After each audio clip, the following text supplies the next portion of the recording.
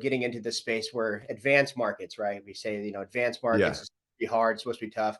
And I just realized, you don't have to be a middle-aged gray-haired individual to be good at this. You don't have to have 20, 30, 40 years of corporate experience or financial understanding. You just have to have, an eagerness to learn and want to develop yourself outside of like your day-to-day, 9 to 5 or 8 to 4, whatever it is. So, if you're new and you're like getting into this space, I always just like to say, like, it's not that hard if you apply yourself.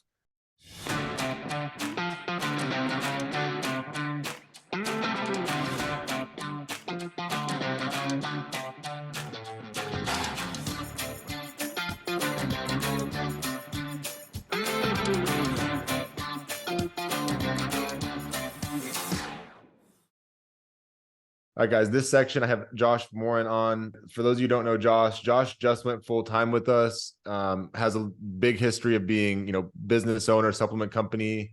And then prior to that was network marketing. So, being in the actual direct sales side, like you've done sales for a long time, and it's just been about trying to figure out how to, make it make sense here.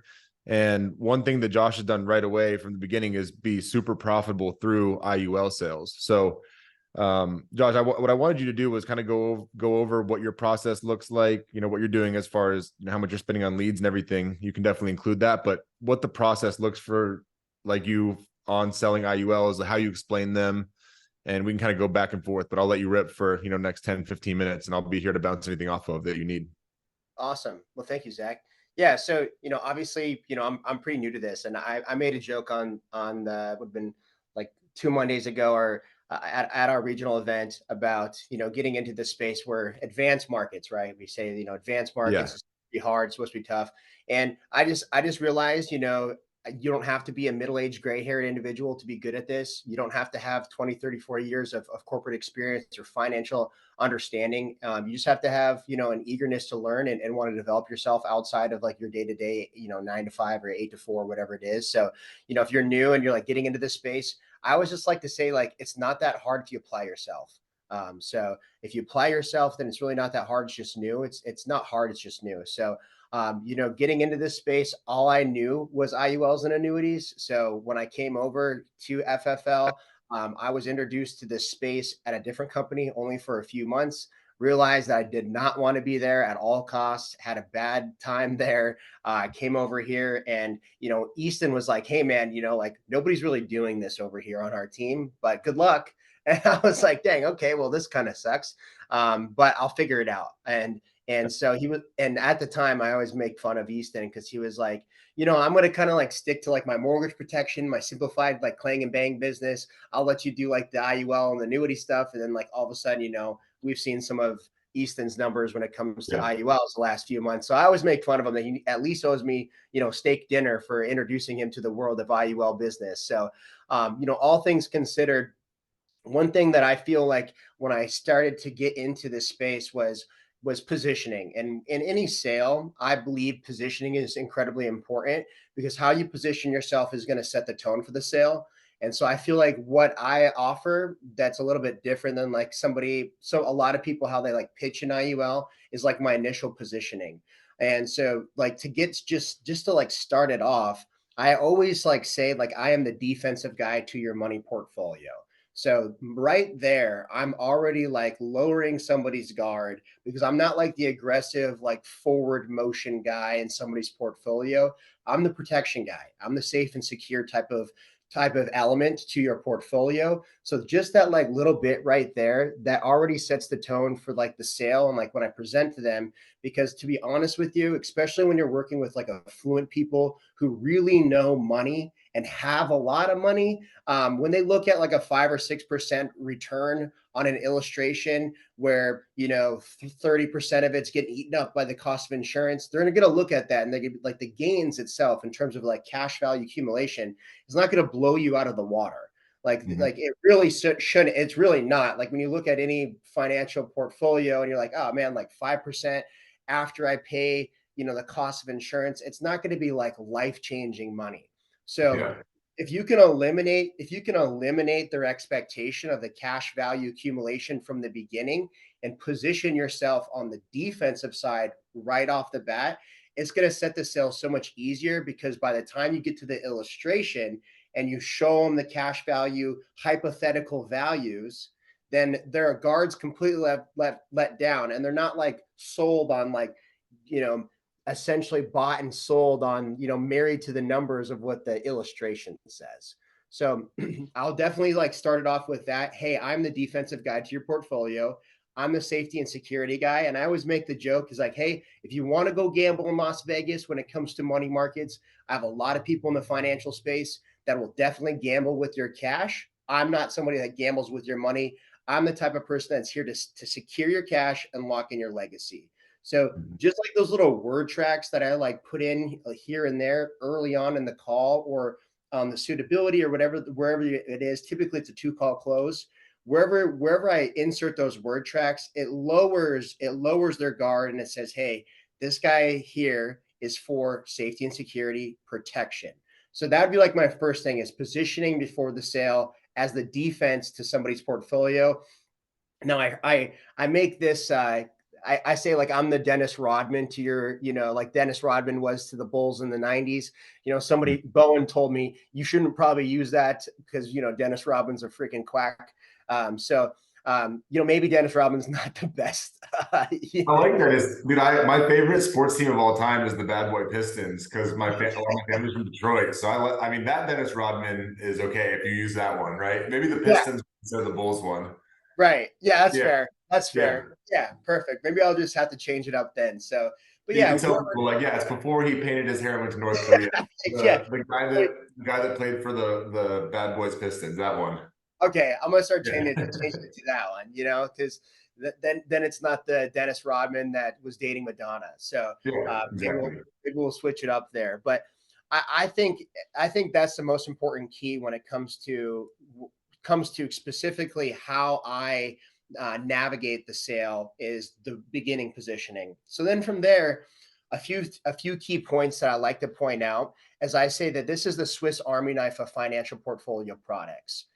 This is not a replacement to your variable accounts. This is replacement to your fixed accounts. So variable accounts would be money market accounts, 401ks, anything that can go up with the market swing and also participate in the downside of the market swing. So you're going to see market volatility going up and going down. So those are variable accounts. This is not a variable account replacement. This is a fixed account replacement, whether that be like bonds, things that are a little bit more safe and secure, traditionally lower rates of return, but less losses. So this would be like a fixed replacement to your portfolio. And so, especially with like my affluent clientele that are wanting to really utilize this product on leverage, I say, hey, the value of this product is to be able to utilize this as a leverage point for your money portfolio. You're earning money in your variable accounts. Even business is variable, man. We've seen our income go up and go down, our business expenses go up and go down. Some months we're in the green. There's definitely been months where we've overspent and we're in the red. So that business is definitely a variable account. Real estate can be variable. Anything that can have the opportunity to earn, but also the opportunity to lose, is variable. So what I say is if you're participating in a diversified portfolio approach to earning money and protecting your money portfolio, is when you're earning money in your variable accounts, anytime you make significant gains or any gains at all, take a portion of those gains from those variable accounts and stuff them back inside a fixed account that's going to protect the cash. Because inside of an IUL, as we all know, it's protected. Well, specifically the one that I like to use, like NLG is probably my go-to. I've been starting to write a little bit of F&G lately. But NLG is protected by a 2% floor. So, you know, at the least, rate of return, at least your money is going to be protected by a 2% floor, meaning that principal growth and that gain is always going to be locked in. So that's just another piece of position that I like to say, hey, leverage your real estate, leverage your business, leverage your money market accounts. I mean, unless you really have, hundreds of thousands of dollars to dump inside of this, millions of dollars to dump inside of this, a 5 to 6% return is probably not going to make you rich. So this isn't going to make you rich. What this is going to do is going to lock in your hard work, your hard efforts outside of what you're doing, whether that be your job, whether that be your business, whether that be money market accounts, real estate, gambling out here. Take those variable account earnings and stuff them inside in one of the most safe and secure financial products on the market. So that would be phase number two of the financial portfolio Swiss Army knife. And then really the phase number three is this, is we talk about like living benefits. And I Mhm. really feel like how I learned how to explain living benefits has, like, it's just like a home run now. Is you can explain those first two parts and then you hit them with this. Hey, also included, since I said that this is a life insurance product, if you do qualify for the living benefits side, can do two means of the daily living, or you have some form of chronic critical illness, terminal illness, or injury, then you'll be able to access up to 100% of the death benefit while you are alive. Why this is important is if you've ever if you've ever experienced this in your life, most healthcare plans don't actually cover chronic illness or assisted living. So most people are SOL when it comes time to actually utilize or need that type of money. What's the sad reality of it? First place people go to their cash is their savings and checkings account. They come out of pocket. Second place is they liquidate their money market accounts. So they start to pull money from their 401s, their investment accounts. I've had experiences in my life. My grandparents have had to do the same thing. Yeah. They start liquidating all their financial portfolio accounts.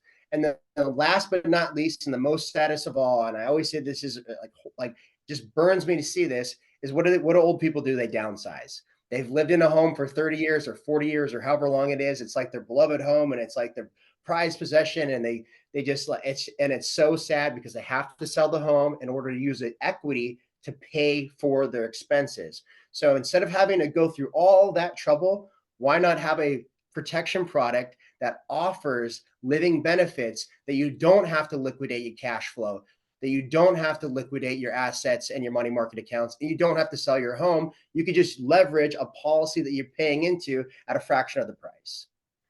Yeah, the other part with the cool part about living benefits too is, and I don't know if you know this or not, but every company besides one has already discontinued long-term care because it's not profitable for the insurance. Like they can't sell it because they lose money on it because no one cancels Right, it and everyone uses it, right? And the right. one company that does offer it is discontinuing it in 2024. So when I was selling these a couple months ago, I told them like, look, this is you can't even buy long-term care anymore because all the companies they expect a certain amount of people to cancel and not use it. And no one canceled and everyone used it. So this is, this is a great alternative to long-term care. And the insurance companies, this is what they pivoted to instead of long-term care. So I think that's great. Do you talk about it all in there, the tax benefits, how that makes sense or how that might help them? Like, how do you describe that part to the client? Yeah, definitely. So, when I like break it down in layman's terms, because somebody's like, yeah, I don't really know how this works. I say, okay, so it's just like a traditional whole life product. So if you pay the cost of premium and that is paid for, which is the cost of insurance, then the death benefits get paid out to your beneficiaries tax free. Now, how you maximize the usage inside of an IUL is to overfund the cost of premiums, and you have to stay within the IRS guidelines. If you stay within the IRS tax code, then they allow you to overfund the cost of premiums. Then we use an allocation strategy to grow your money on a year-to-year basis.